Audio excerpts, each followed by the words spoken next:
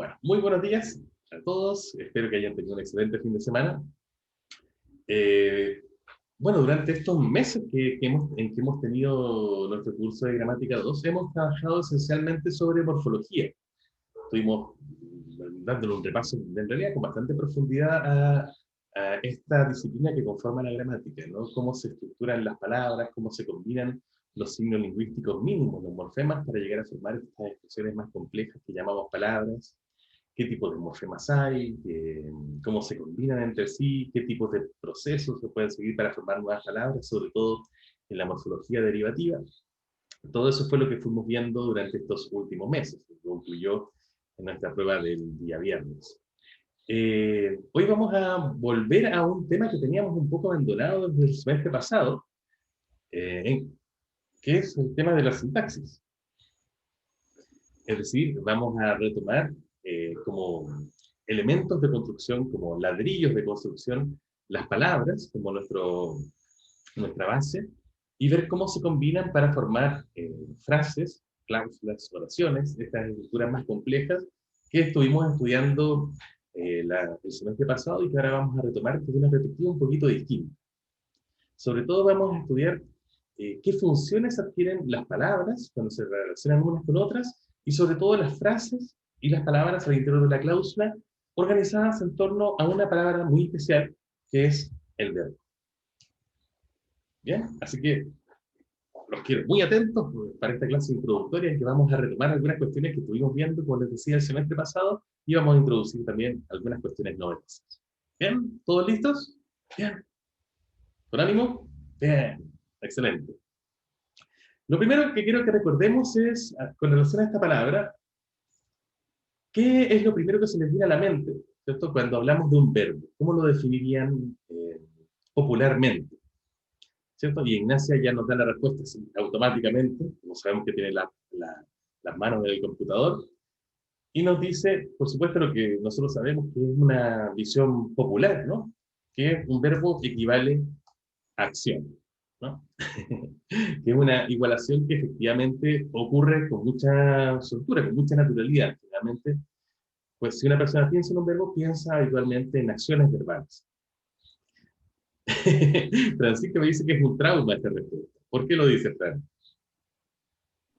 Porque creo que la primera prueba era la pregunta más compleja y fue como, wow, wow. ¿Cierto? ¿Cómo que verbo no acción? O sea, que yo fui al colegio para nada.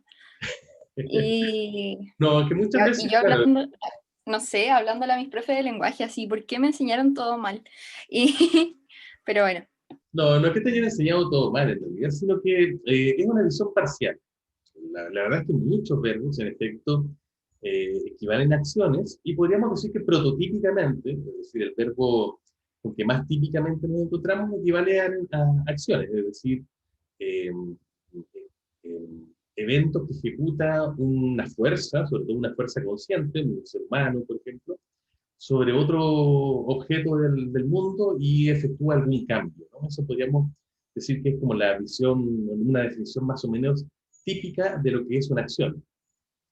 Pero, por ejemplo, construir algo, romper algo, esas son acciones muy fuertemente definidas, y que en efecto son también verbos, ¿no? Cuando decimos, por ejemplo, no sé, mi perro rompió un juguete, claramente tenemos una fuerza en el mundo, un agente en el mundo, esa fuerza que es mi perro, que actúa sobre otro, en este caso un juguete, y causa un cambio en el mundo, ¿no? El juguete pasa de estar intacto a estar roto. Entonces eso claramente es como el caso típico, ¿no? Pero Francisca evidentemente nos plantea enseguida el problema, ¿no? ¿Qué pasa si yo digo mi perro es feliz? ¿Cierto? En que efectivamente tenemos un verbo, que es el verbo ser, en este caso conjugado, por supuesto, aparece en su conjugación, pero no hay ninguna acción realmente que podamos decir que están realizando mi perro en esta cláusula, ¿no? En esta expresión. Y ese es, por supuesto, uno de los contraejemplos más claros. Pero no es el único, ¿no? No solamente verbos como este, sino que si tenemos ejemplos, esto es simplemente un recordatorio, porque es algo que hemos conversado. Si decimos algo como, no sé, Ignacia se durmió. Otra Ignacia, no otra Ignacia de acá, ¿cierto? Claro, Carla nos había puesto un ejemplo parecido, ¿no? Ella se murió, pero es muy similar. Claro, Ignacio se durmió, aquí también tenemos un verbo, el verbo dormirse, conjugado como se durmió, y claramente aquí no hay una acción que Ignacio esté ejerciendo sobre el mundo, como decíamos, por ejemplo, en Mi perro rompió el juguete,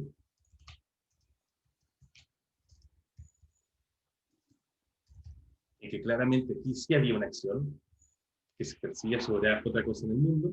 En Ignacio se durmió, al igual que en Mi perro es feliz, no hay nada que Ignacia haga realmente, ¿cierto? Sino que más bien es un evento en el que Ignacia, si bien participa, no es realmente un agente, sino que más bien alguien que sufre los efectos de dormir. De hecho, por ejemplo, es muy normal que alguien se duerma involuntariamente, ¿cierto? En esta cláusula en particular, no hay nada que Ignacia esté haciendo cuando decimos que se duerme.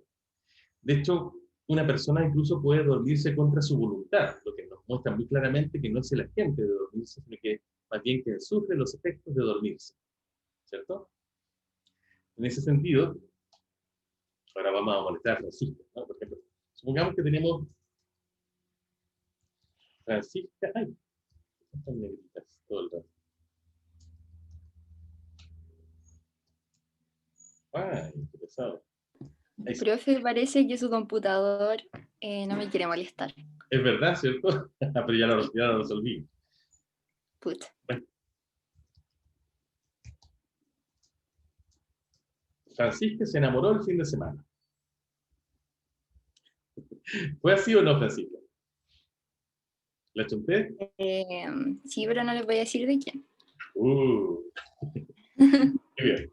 Aquí también tenemos un verbo, ¿cierto? Enamorarse, que es parecido a dormirse, en el sentido de que también es algo que, en lo que Francisca, en este caso, participa, pero no como un agente, no como un actor realmente del enamorarse, sino más bien como alguien que sufre los efectos de este enamoramiento, ¿no? Entonces, enamorarse, al igual que dormirse, si bien son verbos y nos dan cuenta, nos relatan algo que está pasando en el mundo, nos dan cuenta de un evento en el mundo, no son eventos en los que haya un agente, alguien que haga realmente algo, y no son por lo tanto acciones, sino que son más bien sucesos en que este principal involucrado, Ignacia se durmió, o que Francisca se enamoró, sufren los efectos de algo que pasa, más bien en vez de ser los agentes de algo que pasa, ¿no? Así que claramente aquí tampoco tenemos acciones. Uh, y otros, por ejemplo, si yo digo, por ejemplo, Carlos tiene hambre. True story. Si yo digo que tengo hambre, claro, aquí tampoco hay un evento, de hecho, siquiera que estemos relatando. De hecho, esto se parece bastante más a Mi perro es feliz. Porque en Ignacia se durmió, Francisca se enamoró, si ustedes ven, hay un evento que ocurre en el mundo, hay algo que esté pasando. Cuando yo digo Ignacia se durmió, hay un cambio en el mundo, ¿no? Antes de que Ignacia se durmiera, Ignacia estaba despierta. Después de que Ignacia se duerme, Ignacia está dormida. Es decir, dormirse, que Ignacia se durmió, nos relata el cambio que ocurre en el mundo entre el evento A, en que Ignacia estaba despierta, y el evento B, en que Ignacia está dormida. Lo que media entre esos dos estados de cosas es que Ignacia se duerme. Lo mismo en Francisca se enamoró, ¿no? En el estado A, Francisca no está enamorada. En el estado B, Francisca sí está enamorada, y lo que pasa entre medio, la manera en que describimos ese cambio, es decir, Francisca se enamoró. En cambio, en ese sentido, perdón, estos dos verbos son similares, dormirse y enamorarse. En cambio, Carlos tiene hambre, se parece más a Mi perro es feliz, ¿cierto? Porque no ocurre nada. De hecho, no hay un cambio en el mundo del que estemos dando cuenta, que estemos relatando, cuando decimos mi perro es feliz, sino que estamos más bien hablando de un sentimiento que una entidad tiene, o un estado de alma, un estado mental, un estado espiritual, en que una entidad, en este caso mi perro, participa. Y eso es muy parecido cuando decimos Carlos tiene hambre, y también hay una sensación, un estado interno del que decimos que Carlos participa, pero no hay un cambio en el mundo, no hay nada que suceda en el mundo cuando digo esto. Así que estos dos son muy parecidos. El perro es feliz, Carlos tiene hambre, los podríamos clasificar como verbos distintos, ¿no? De hecho, los semantistas, las personas que trabajan en semántica, a estos verbos como Carlos tiene hambre, mi perro es feliz, los suelen llamar estados, porque no hablan de cambios ni de acciones, sino justamente de cosas que son estáticas en el mundo. Ignacio se durmió, Francisca se enamoró, típicamente los llaman procesos. Algunos llaman realizaciones, logros, pero generalmente procesos. Y la idea aquí es que algo ocurre, pero ni Ignacio ni Francisca son quienes hacen que ocurra. En cambio, romper sí es una acción o una actividad. Entonces, podemos clasificar semánticamente los verbos y ver que no todos son acciones. Eso, solamente para poner algunos ejemplos y por supuesto ustedes seguramente podrían aportar muchos más. ¿Podrían decirme algún otro verbo que no sea una acción? O incluso uno que sea una acción y lo ponemos para discutirlo. Por ejemplo, Ignacio había puesto uno de estos. Espere. Oh, qué interesante eso.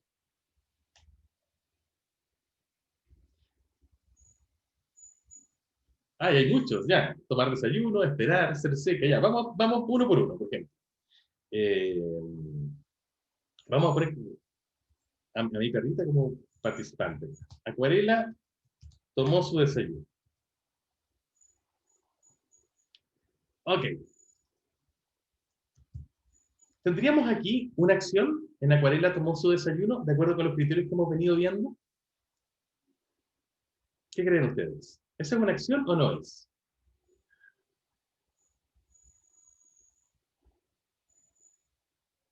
Mm.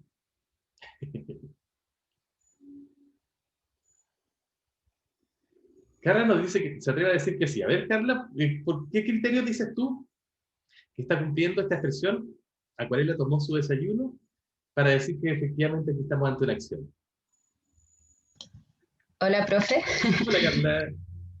porque el desayuno no se toma solo. O sea, ¿Cierto? Acuarela es el agente que debe, eh, ay, no sé cómo explicarlo, pero Súper, no, va súper bien. De hecho, ¿a cuál de estos tres grupos de verbos, digamos, se parece más tomar el desayuno? ¿A dormirse, eh, enamorarse, romper algo, tener hambre, ser feliz? romper, ¿Cierto que se parece más a romper? sí. ¿Cierto? ¿En qué Ujú. sentido podríamos decir, si quieres, Carla, decir algo más, ¿en qué sentido crees tú que se parece más a romper que a tomar, en el sentido de tomar desayuno? Porque son los agentes de la acción. Cierto, claro, cuando decimos que alguien rompe un juguete, aquí mi perro claramente es quien es la causa de que el juguete llegue a estar roto, ¿no? Y se Secuarela toma su desayuno, el desayuno antes está servido, probablemente, y luego de que Acuarela hace algo, el desayuno ya no existe, pasa a estar dentro de su guarita. Así que en los dos casos hay un agente, tienes toda la razón. Alguien que es como la causa de los cambios en el mundo. Eso es justamente lo que define una acción. Así que súper bien, Carlos. Muchas gracias. Efectivamente aquí tendríamos una acción. Eh, Oye, Francisco me hace una pregunta interesante. Si es predicativo, o si es predicativo ñau, Francisca, explícanos un poquito lo que pusiste en el chat. No, yo quería saber si mi gata practicaba la predicación. No, solamente era sobre Tomo, en verdad. El profe maulló. Eso. Ay, es que no entendí la pregunta. No, es que en Ñau como que no tenía nada que ver, simplemente era por si me equivocaba para que no se viera tan mal. Entonces, Como el no, tuyo. claro. No, pero en sí hablaba de que contaba como una acción un suceso que pasó como en el mundo, quién la realizó y eso en verdad. ¿Y por qué te surgió la palabra predicación, que fue lo que pusiste en el, o predicativo, que fue lo que pusiste en el chat? Que lo vimos el primer semestre, si no me equivoco. ¿Ya? ¿Y a qué se refería la idea de la predicación? Era como, o sea, yo recuerdo que el verbo era como la unidad mínima para, para predicar y contaba una acción en el mundo y el sujeto y todo lo que acaba de decir, profe, ¿por qué me hace esto? Y va por ahí. Pero de hecho me da una pista muy importante. Y es que, en efecto, como Ay, venimos viendo, existen distintos tipos de verbos. Como ven ustedes, acciones como romper, mi perro rompió su juguete, o tomar desayuno, procesos como dormirse o enamorarse, estados como tener hambre o ser feliz. Y en todos estos tenemos verbos. Entonces, como, eh, es claro que verbos no equivalen necesariamente a acciones, aunque sí, muchos de ellos lo son, pero no necesariamente es así. Y al revés, y esto también es un recuerdo muy rápido que hago de algo que vimos el semestre pasado, tenemos palabras que típicamente clasificamos como sustantivos, por ejemplo, como abrazo, ¿cierto? Y un abrazo, por poner un ejemplo muy normal, no es una cosa en el mundo, sino que habla de una acción, ¿no?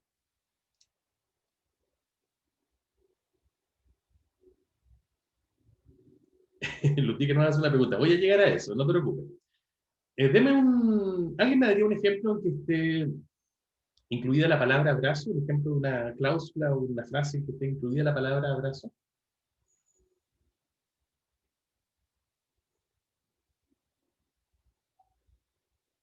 Perfecto. Ella me dio un abrazo.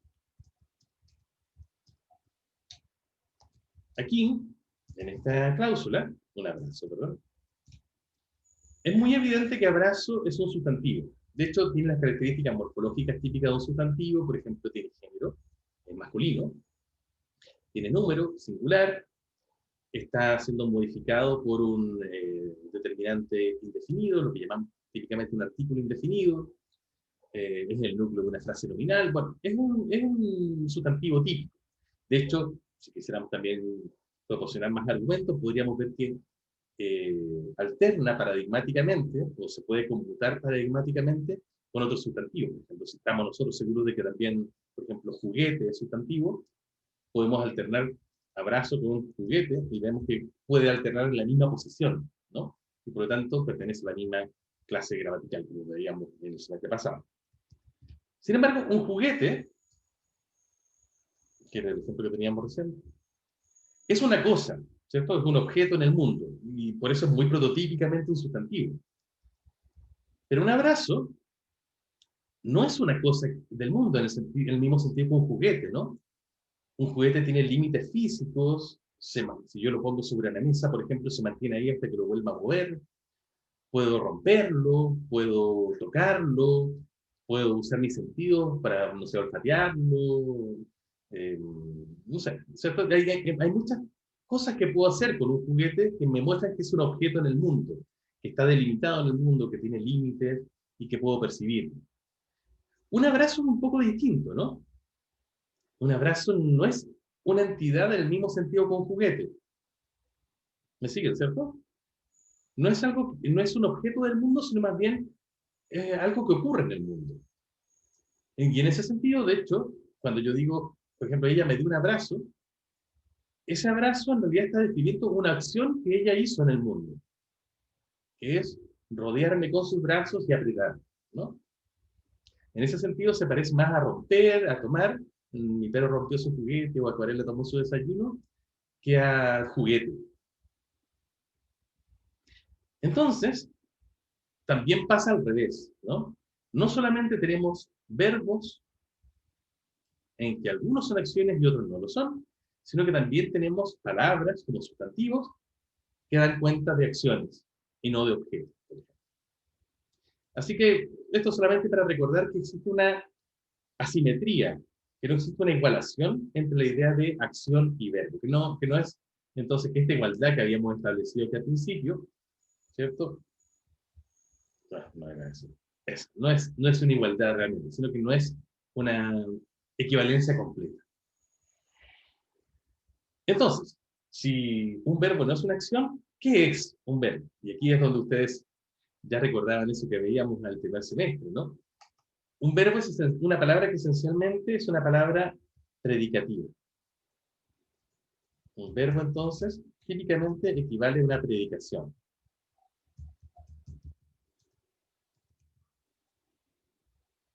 Y veíamos también, y esto lo recuerdo muy rápidamente, que era esencialmente predicativa en muchas formas, en muchos sentidos por su morfología, ¿no? Porque un verbo, por ejemplo, no sé, tomó, uno de los que teníamos arriba, en su misma composición morfológica, en su misma conformación morfológica, mejor dicho, eh, incluía dos elementos clave. Uno, la raíz, que si nosotros hacemos el análisis morfológico, podríamos concluir con mucha probabilidad que se trata de Tom, ¿cierto? Y una terminación, o, en que hay bastante información, entre ellas la de tiempo, por ejemplo, pero hay una que especialmente nos va a importar, que es la información de persona, ¿cierto? En este caso sabemos que cuando hablo de tomó, sabemos que estamos hablando de alguien que no es ser hablante, porque en ese caso la terminación que tendría en ese caso sería tomé, y ahí sí correspondería al hablante, al yo. Sabemos que no es una segunda persona, porque en ese caso el morfema que estaría aquí sería haste, tomaste. Sabemos que no es una tercera persona del plural, por ejemplo, un ellos, un ellas, que en ese caso sería tomaron, sino que sabemos que es una tercera persona del singular, un él, un ella, porque eso es lo que concuerda con la idea de tomo. ¿Cierto? Eso. Esta cosita que está acá, esto es la idea de raíz, ¿no? ¿Se acuerdan que lo vimos en algún momento para mostrar cuáles son las raíces en el análisis morfológico? Eso. Bien. Entonces, en efecto, un verbo es predicativo y es esencialmente predicativo porque tiene en su interior alguien de quien estoy hablando, en este caso una tercera persona, y algo que digo de ese algo, ¿no? En este caso, un evento que efectivamente esa tercera persona hizo. Y como alguien decía por aquí recién en el chat, claro, Francisca nos indicaba que se trata de una cláusula, ¿no? Porque una cláusula es esencialmente la manifestación lingüística del acto de la predicación. Y el verbo es la mínima forma en que podemos realizar. Así que estaba muy bien, Francisca, en lo que estaba, y Carla creo que también lo estaba diciendo hace un ratito, en lo que nos estaban recordando. Súper. Así que el verbo esencialmente equivale a un acto predicativo cada vez que lo usamos. Pero habitualmente, cuando nosotros nos referimos al mundo, cuando queremos usar el lenguaje para describir el mundo, para hablar sobre él, de hecho, como en los mismos ejemplos que tuvimos acá, no usamos la cláusula mínimamente. Lo más típico es que no nos quedemos solamente con el verbo. Porque si bien el verbo es muy informativo, por ejemplo, en rompió, o en tomó, o en se durmió, o se enamoró, la verdad es que si habláramos solamente con los verbos, nuestra comunicación sería un poco fome, ¿no? Porque imagínense, llegamos a esta clase, ¿no? Y queremos pelar a alguien. Y decimos, oye, ¿qué pasó? Bueno, rompió, tomó, se durmió, se enamoró. Oye, está bueno eso como crear una novela. Rompió, tomó, se durmió, se enamoró. Bonito, ¿eh?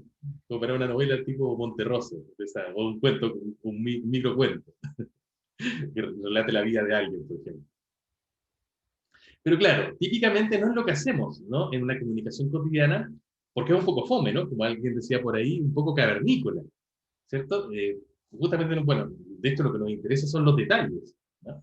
Si alguien me dice, oye, se enamoró, lo que queremos es saber de quién, cuándo, quién, de qué manera, ¿cierto? Todo eso es lo que realmente nos interesa.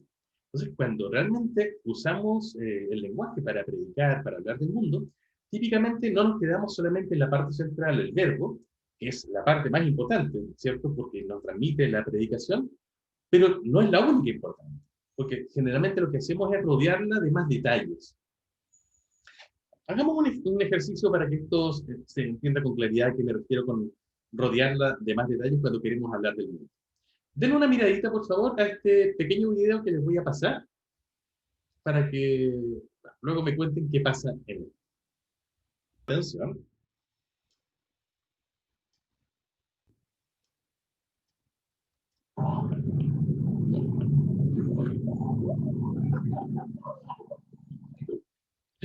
De nuevo.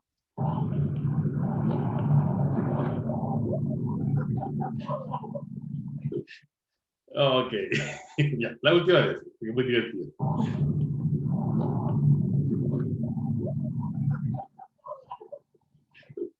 Ok. Es como esa prueba pesada, ¿no? Que suelen hacer en algunos programas. Muy bien.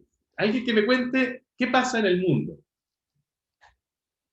¿Qué pasa aquí cuando, en este video, ¿no? Si alguien, por ejemplo, no lo vio, no está en la clase, y después no ve nuestra grabación en YouTube y ustedes le cuentan qué pasó en este video, ¿cómo lo harían? ¿Qué les dirían? No, pero no sean tan resumidos, quiero que me narren lo que pasa, no que me hagan una moraleja acerca de la... Pero relátenme la historia completa. A ver, hagan un pequeño texto descriptivo, narrativo, si ustedes quieren, mejor dicho, sobre qué es lo que pasa en este pequeño video. Ah, claro, partan si quieren con Abby una vez.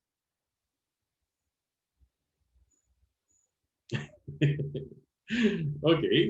Bueno, si quieren pasemos, ya, sabemos que se llama Juanita, según nos dice Ignacio en el chat. Digamos, ¿qué le pasa a Juanita? ¿Qué pasa primero con Juanita en el texto? Una dulce y tierna niña caminaba por Wisconsin. Me gustó eso. Una dulce y tierna niña caminaba por Wisconsin. ¿Ok? Y luego, la niña está, bueno, aquí Yubit se complementa, la niña, lo voy a copiar, espera un segundito. Ay, está moviendo el chat. Ahí sí. La niña estaba caminando y se asustó cuando vio al mono moverse. ¿Y qué pasó después? Voy a tomar la de Anaís. Es un poco trágica, pero la voy a tomar porque efectivamente no sirve. Luego le dio un paro y se murió. No, esa era muy trágica, ya. Me gustó más la de Francisca, ¿eh? Voy a copiarla.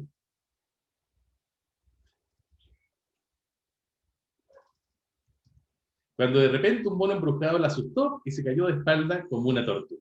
Súper. Aquí tenemos en efecto un relato bastante fiel de lo que pasa en el texto, ¿no? Aunque con algunos detalles extra. Fíjese que acá, en esta primera cláusula, una dulce y tierna niña caminaba por Wisconsin, podemos ver claramente el verbo, ¿cierto? Caminaba, que nos indica justamente una acción, un evento que ocurre en el mundo y esta niña es la participante, pero no nos quedamos solamente en eso, ¿cierto? No lo describimos diciendo solamente caminó, sino que indicamos también quién camina, que es la dulce y tierna niña, y por dónde discurría este caminar, dónde pasaba esto, dónde estaba geográficamente situado este evento del caminar del que la niña forma parte. ¿Se fijan? Entonces ya aquí tenemos una primera cláusula, una dulce y tierna niña caminaba por Wisconsin, en que vemos claramente que no nos quedamos solamente con la palabra mínima, ¿no? Que nos serviría para predicar, sino que expandimos esta predicación para dar más detalles. A propósito, ¿por qué por Wisconsin? ¿Quién lo dijo? ¿La Ignacio o no? ¿Para Francisca? Ah, Francisca. ¿Por qué por Wisconsin? Eh, Porque sonaba chistoso, en verdad. Aparte fue lo primero que se me ocurrió, no sé por qué. Siguiendo las elecciones de Estados Unidos. Y debe ser. Puede ser eso. Muy bien. Y tiene sentido, ¿no? Porque Wisconsin es un estado que está muy al norte, así que probablemente tiene nieve o podrá tener nieve cerca de este tiempo. Así que bastante sentido. Luego, la niña estaba caminando Eso ya lo sabíamos, ¿cierto? Pero aquí, igualmente, si ustedes se fijan, vuelve a estar el verbo caminar, en este caso conjugado como estaba caminando, y vuelve a aparecer, y vuelven a no aparecer solo, sino que indicamos con esta frase, la niña, a uno de los participantes no involucrados en este evento. Y luego se asustó cuando vio al mono moverse. Aquí, de hecho, podríamos reconstruir la niña, ¿no? Porque sabemos que estamos hablando de ella, en la cláusula anterior se nos dijo, y aquí tenemos otro verbo, se asustó, y además añadimos otra información, ¿no? ¿En qué momento o por qué causa? ¿Cierto? Que es cuando vio al mono moverse. Que por supuesto tiene una estructura interna más compleja, pero en esencia nos permite un momento y una causa de este susto que tiene la niña. Y de hecho, en el último texto que ustedes me dieron, se vuelve a narrar esto mismo, pero desde una perspectiva un poco distinta. Cuando de repente, que sirve como elemento de conexión, un mono embrujado la asustó, ¿cierto? Aquí está el verbo asustar a alguien, pero fíjense que acá no está como centrándose en la niña, que la niña es la que sufre el proceso de asustarse, sino que acá está centrado en el mono, que es el mono, la causa del susto, ¿cierto? Un mono embrujado asustó y ese la lo representa a la niña, y luego a la niña decimos que, y acá voy a poner la niña no solamente para clarificarlo, pero sabemos que no está dicho, se cayó, y además señalamos de qué manera se cae, porque uno se puede caer de muchas maneras, e incluso con una comparación, ¿no? Para ser más claro aún la manera en que esto ocurre. ¿Bien? Entonces, si ustedes se fijan en un texto, digo, en un evento tan cortito, tan breve, tan simple, como el del video de acá, que voy a poner por última vez para que nos riamos.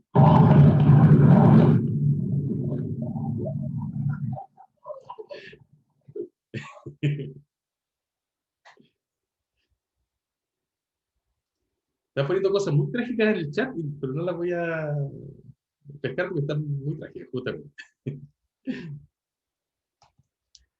Bueno, como ven entonces, en este evento que ocurre en el mundo, en esta escena, perdón, mejor dicho, que ocurre en el mundo, hay varios eventos de los que damos cuenta, y lo hacemos no solamente con un verbo, sino que en general indicamos, ampliamos la información de la que el verbo centro, con otras frases, con otras palabras que nos indican, en algunos casos, las entidades que participan en este evento, o en otros casos, otras informaciones, como por ejemplo el lugar donde ocurre, el momento en que esta cosa está ocurriendo, o la manera en que una cuestión ocurre. ¿Bien? Entonces, típicamente cuando hablamos del mundo, cuando vemos una situación, una escena como la que acabamos de ver, y la queremos narrar lingüísticamente, cuando queremos dar cuenta de ella usando el lenguaje, usamos palabras que nos hablan de esos eventos, por ejemplo, los verbos, pero también usamos palabras que nos sirven para hablar de quienes participan de estos eventos, sus participantes, por ejemplo, la niña que camina, o el mono que asusta, y las circunstancias que rodean al evento. Por ejemplo, en qué lugar ocurre, por Wisconsin, en qué momento, cuando vio al mono moverse, o de qué forma algo ocurre, como por ejemplo caerse de espalda, que no es la misma forma no es la única forma en que alguien puede caerse. Entonces, típicamente cuando hacemos uso del lenguaje para hablar del mundo, usamos palabras que nos indican el evento mismo, pero otras, y esos típicamente son los verbos, pero también otras palabras y frases que nos muestran a los participantes en el evento y otras que nos hablan de las circunstancias en que el evento ocurre.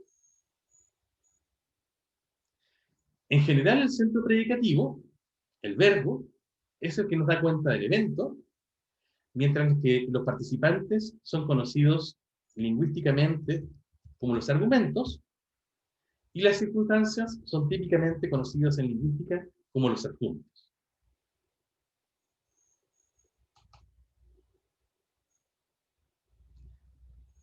Entonces, si bien el verbo es la principal palabra predicativa, típicamente en una cláusula aparece junto con él otras frases nominales u otro tipo de frases que nos sirven para complementar la información del centro predicativo, para expandirla, se relacionan con él para describir de manera más detallada los eventos que ocurren en el mundo. Una cuestión importante, y es con la que vamos a terminar la clase de hoy, es cómo distinguimos un argumento de un adjunto. ¿Cómo describimos lo que es un participante en un evento de una circunstancia? ¿En qué se diferencian? ¿Cuál es su definición? Bueno, un participante o un argumento es típicamente una entidad del mundo, una información sobre el mundo que está íntimamente relacionada con el centro predicativo. Y en ese sentido, los diferentes verbos que hay en una lengua, cada uno de ellos requiere una cierta cantidad de información para sentirse completo. Esto yo creo que queda más claro con un ejemplo. Supongan ustedes que tenemos un verbo que nos da cuenta de un evento del mundo, como por ejemplo, acariciar. Voy a clarificarlo y a partir de los ejemplos creo que puede quedar más claro a propósito de la pregunta que hace Pierre en el chat. Estamos tratando de elucidar qué es lo que hace que una información que esté junto con un verbo sea un argumento o sea un adjunto. Partamos con uno como acariciar, por ejemplo. Supongan ustedes, claro, aquí Francisca nos está dando un ejemplo en el chat. Voy a simplificarlo un poquito para no perdernos en los detalles. Francisca acarició a la acuarela. Eso podría perfectamente, eso ya es una cláusula, ¿no? Pero yo también podría complementar esta información un poquito más. Por ejemplo, Francisca acarició a la acuarela el fin de semana con mucho cariño.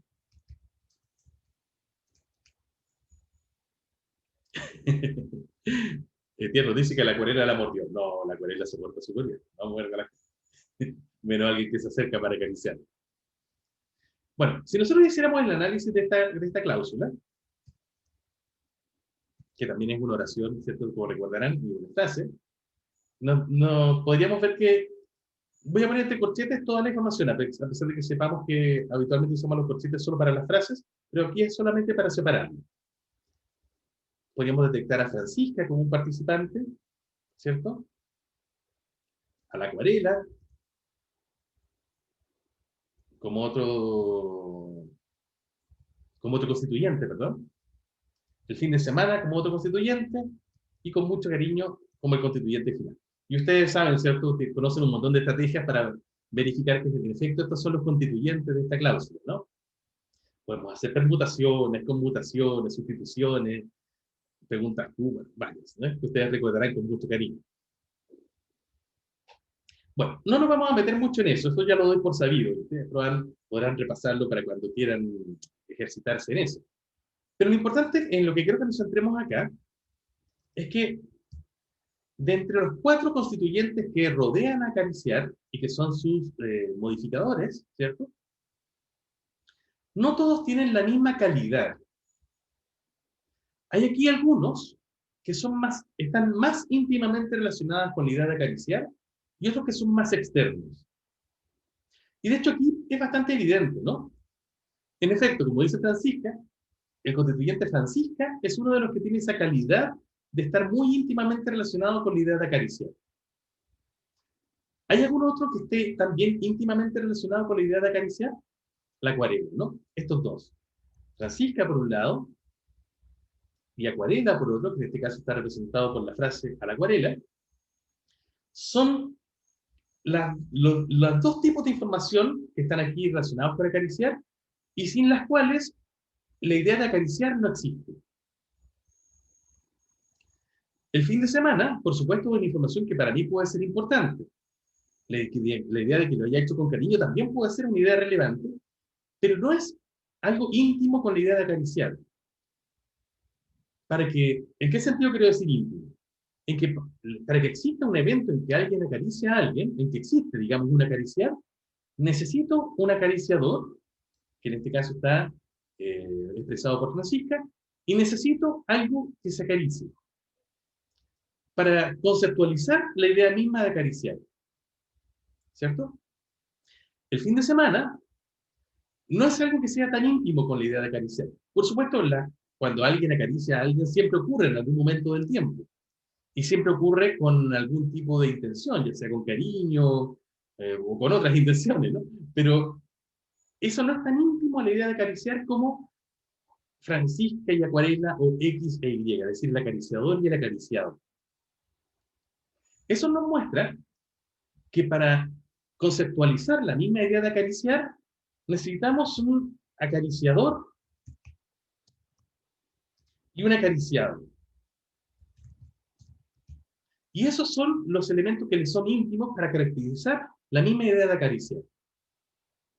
Puedo tener otras informaciones, por supuesto, como el momento en que ocurrió, el fin de semana, o la forma en que ocurrió, con mucho cariño, pero eso, si bien es importante, y por algo lo estoy diciendo, no es lo que es fundamental para entender la misma idea de acariciar. Eso es lo que hace que en acariciar, el acariciador, Francisca, y el acariciado, Acuarela, sean los argumentos de este verbo, mientras que informaciones como el fin de semana y con mucho cariño sean adjuntos, ya que relatan las circunstancias en que algo ocurre.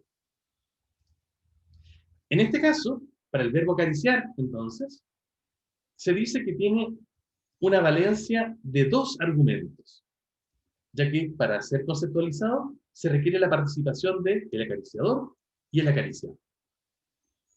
¿Bien? Otro ejemplo.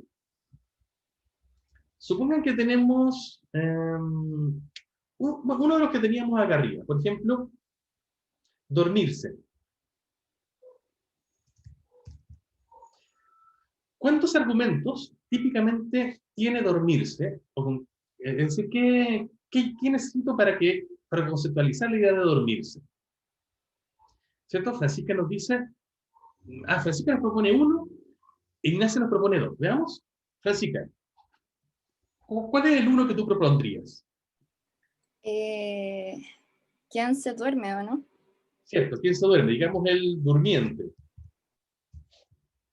¿Lo ejemplificarías en una cláusula? ¿Sí? ¿Un ejemplo cualquiera? ¿Fran? Disculpe, no le escuché. ¿Qué dijo? Tú dijiste que para caracterizar a dormirse necesitaríamos solamente a alguien que se duerme, que yo puse aquí como el durmiente. Como... ¿Lo podrías dar un ejemplo? Ay, no me llega la inspiración, a ver. Cualquiera. Muy sencillo. Que solamente quien se duerme. Ludvika se durmió y llegó tarde a clase. Ya, pero ese no es mi ejemplo. Conste. Ludvika se durmió en clases, ok.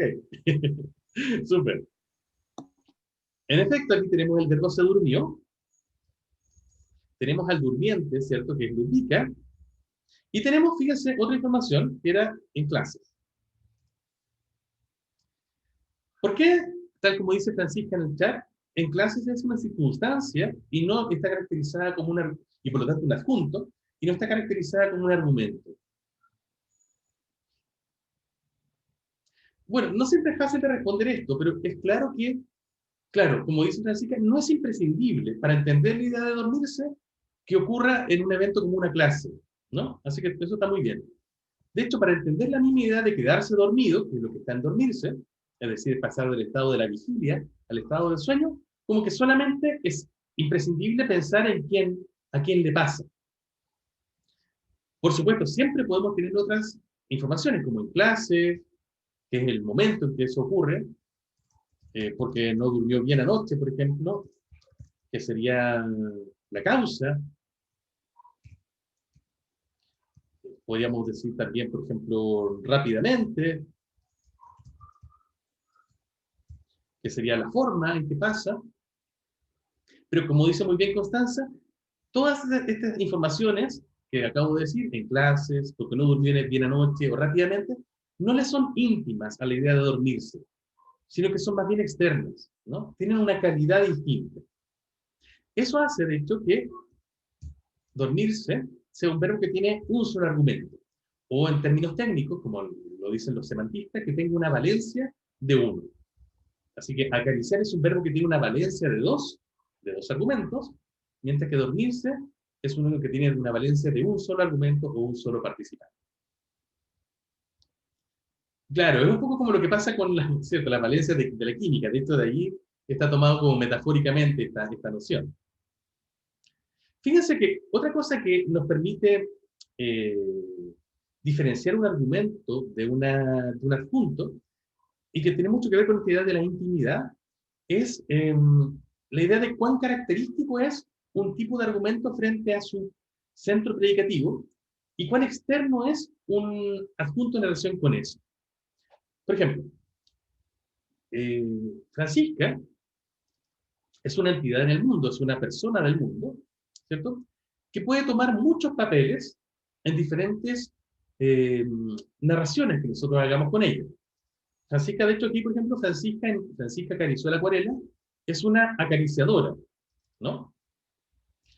Pero en otras cláusulas que nosotros podamos crear con la entidad Francisca, pueden ser muchas cosas.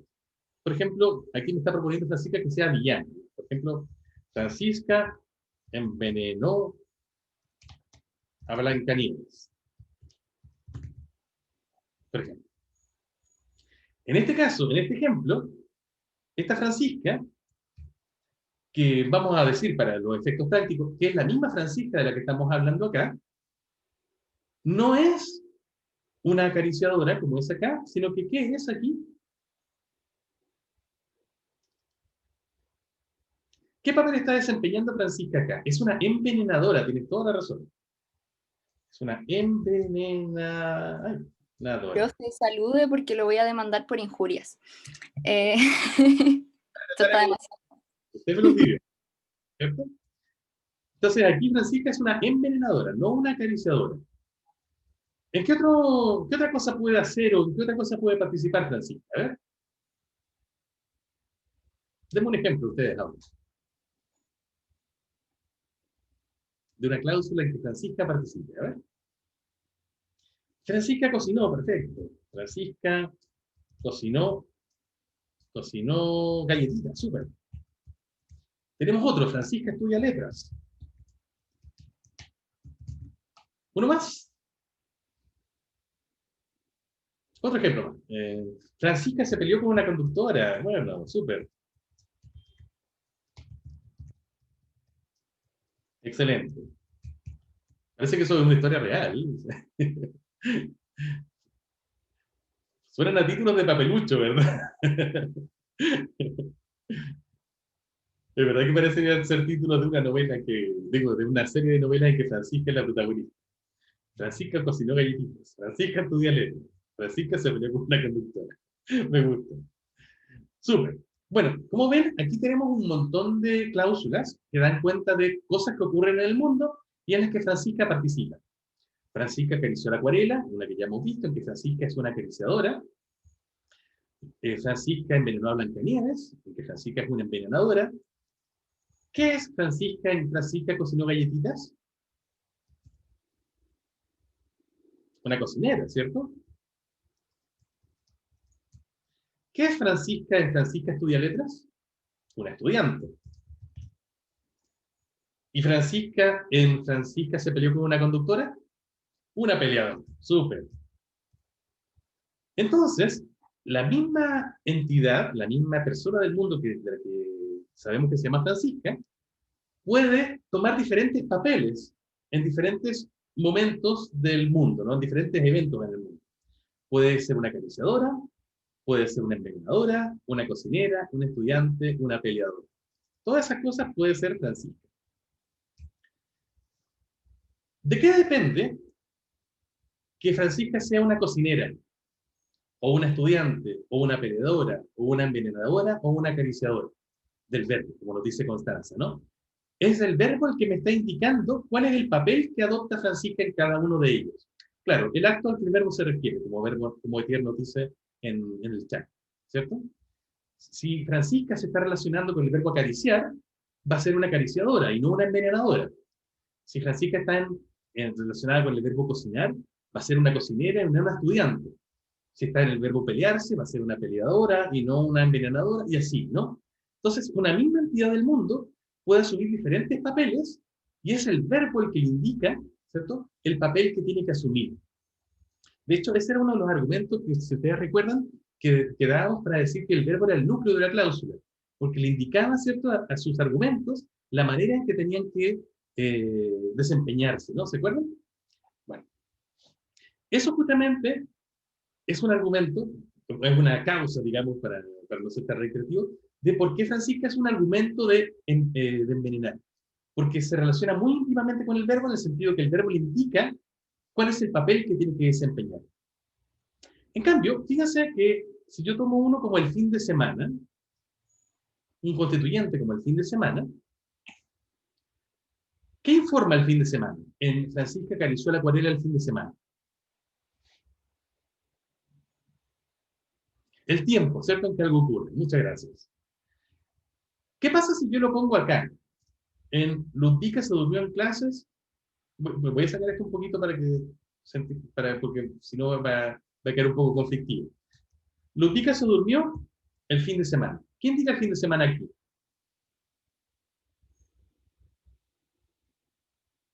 ¿Qué información nos da?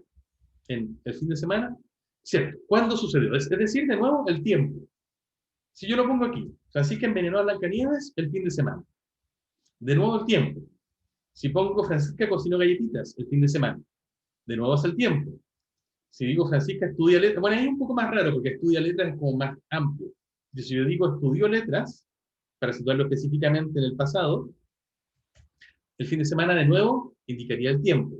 Y Francisca se peleó con una conductora el fin de semana, también señala el tiempo. Fíjense en esto entonces. A diferencia de lo que pasaba con Francisca, que tomaba un papel distinto dependiendo de con qué verbo se relacionara, es decir, con acariciar era una acariciadora, con envenenar era una envenenadora, con cocinar era una cocinera, etc. Un constituyente como el fin de semana mantiene el mismo papel, da el mismo tipo de información, independientemente de con qué verbo se relacione. En acariciar, cuando se relaciona con acariciar es un tiempo, cuando se relaciona con dormirse es un tiempo, con envenenar es un tiempo, con cocinar es un tiempo, etc.